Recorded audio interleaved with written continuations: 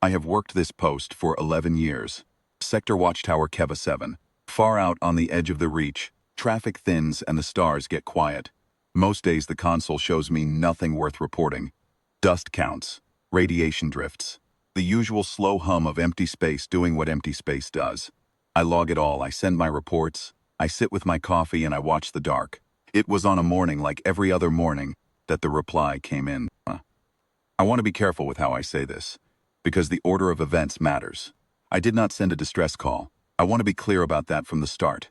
My station was functioning. My hull was intact. I had power. I had air. I had food for another 4 months. There was no emergency. I had pressed no alarm. I had hailed no one. I was sitting at my console running a routine drift scan on a cluster of rocks that had been drifting toward my sector for the better part of a week. And I was not yet worried about them, because they were still at a safe distance and their course projection, while not ideal, was not alarming. My console lit up with an incoming acknowledgement. I looked at it for a long time before I touched anything. An acknowledgement is a reply. Reply means someone had received something from me, but I had not sent anything. I checked my outbound log. Empty. I checked the auxiliary channels. Quiet. I checked the emergency beacon, which my station broadcasts passively at all times the way any watchtower does.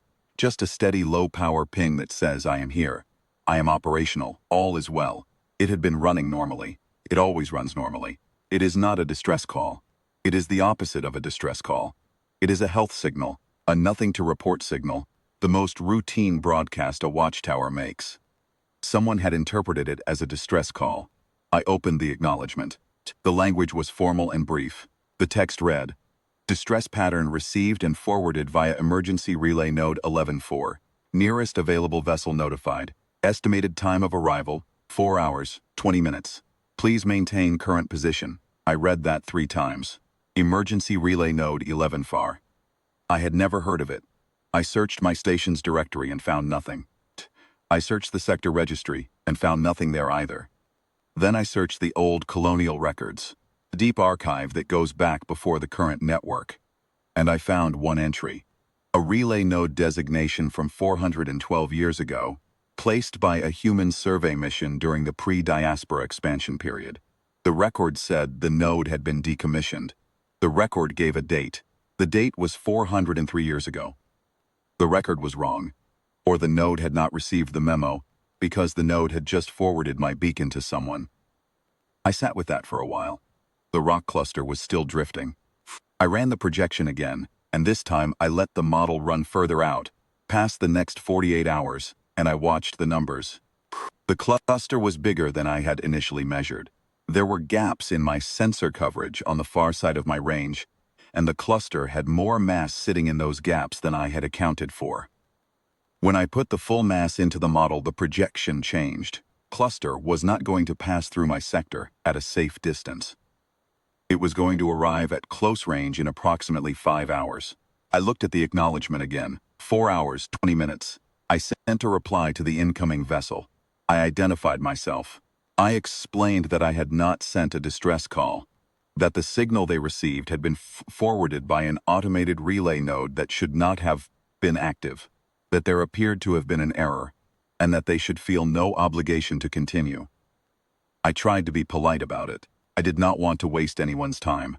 The response came back in 11 minutes. Short. The voice was calm and a little dry, and I got the sense that the person on the other end was not particularly surprised by my message. She said, "Acknowledged. Watchtower Keva 7. We have your beacon log." The forwarding node used the old emergency pattern. Ship's system flagged it as valid. We're already en route. "What's your situation?" I told her about the rocks. She said, "Copy that. Send us the projection data." I sent it, she said. "We'll be there in 4 hours and 8 minutes. Keep tracking." That was all. No questions about how the relay node had come to forward my signal. No discussion of protocol.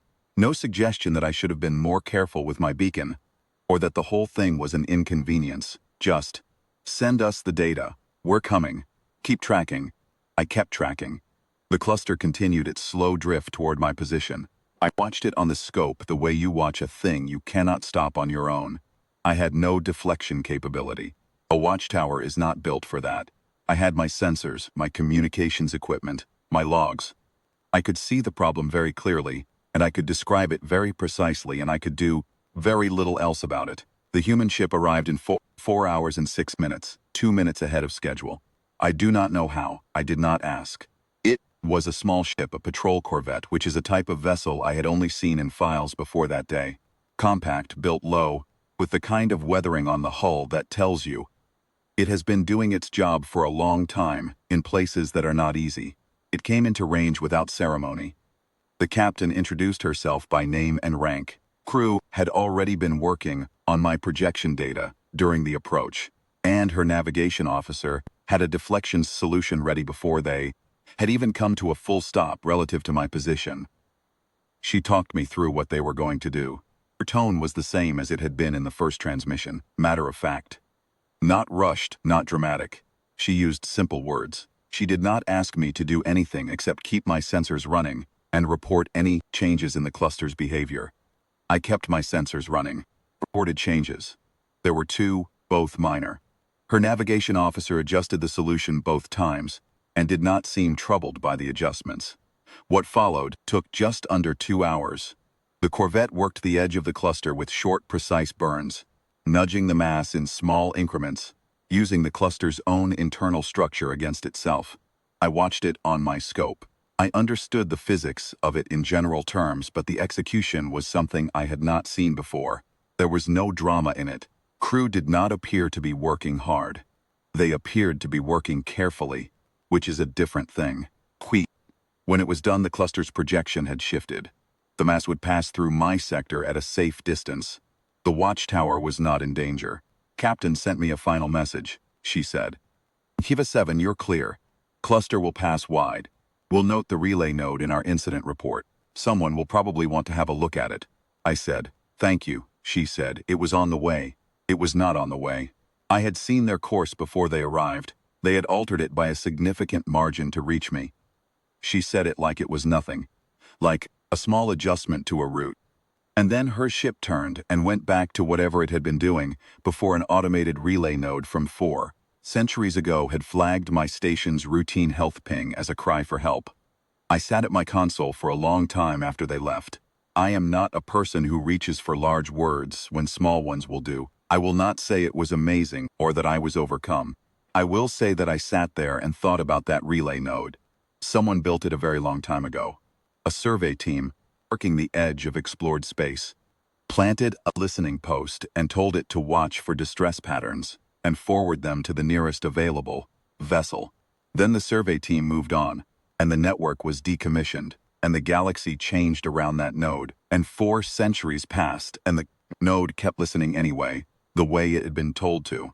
It did not know it was supposed to have stopped. It was doing its job. I think about that sometimes. On the quiet mornings when the console shows me nothing worth reporting. I run my health ping. I watch the dark.